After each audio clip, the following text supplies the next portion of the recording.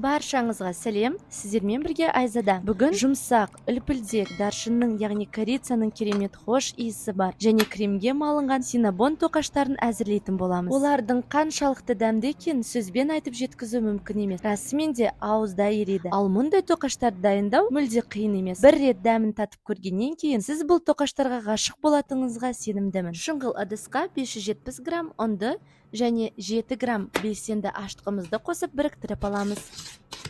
Бөлме температурасындағы 2 жұмыртқа, 80 грамм қант және шым тұзды қосып араластырамыз. Осы массаны ұнымызға құйып біріктіреміз.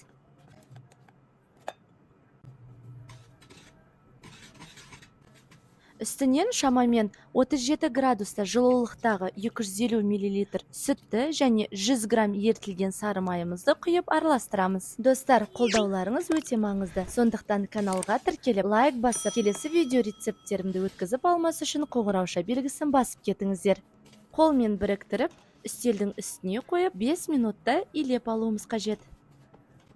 Өте жұмсақ, қолға жабыспайтын қамырымыз дайын болды. Шұңғыл ыдысқа салып, бетін жауып, жылы жерге 1 сағатқа жібереміз. Салмасын дайындаймыз. 120 грамм қантқа 3-4 ас қасық даршынды қосып араластырамыз. Және салмасына 80 грамм бөлме температурасындағы сары май қажет. Қамырымыз 2-3 есе көтерілген.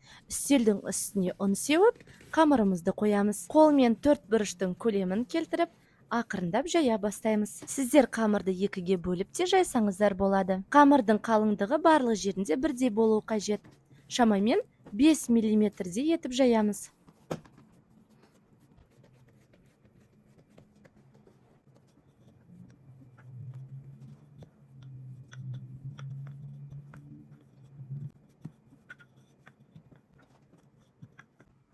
Бөлме температурасындағы 80 грамм сары майымызды жағып шығамыз.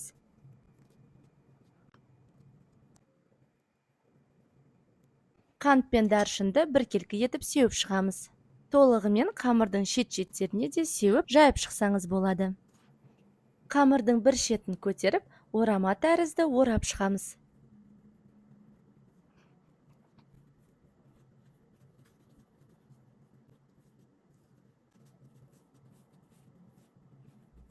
Шетін біріктіріп, қысып шығуымыз қажет.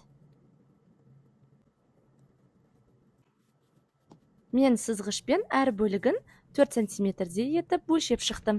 Өткір пышақпен немесе жіппен бөлуге болады. Қолда пергамент қағазы болмаса, табанның астын өсімдік майымен жағуға болады.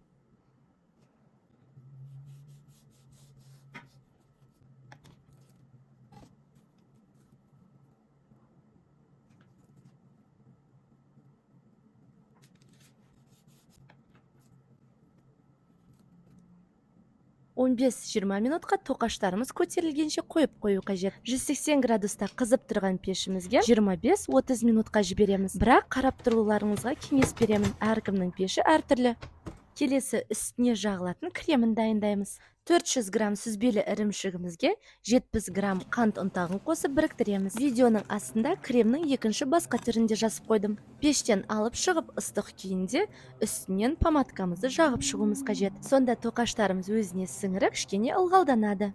Крем қаншалықты көп болса, тоқаштарымыз соншалықты үлпілдек, жұмсақ, дәмді болып шығады. Міндетті түрде отбасыңызға әзірлеп беріңіз. Достар, видеом ұнаса, лайк басып, каналға тіркелуді ұмытып кетпеңіздер. Астарыңыз дәмді болсын. Аман есен болыңыздар.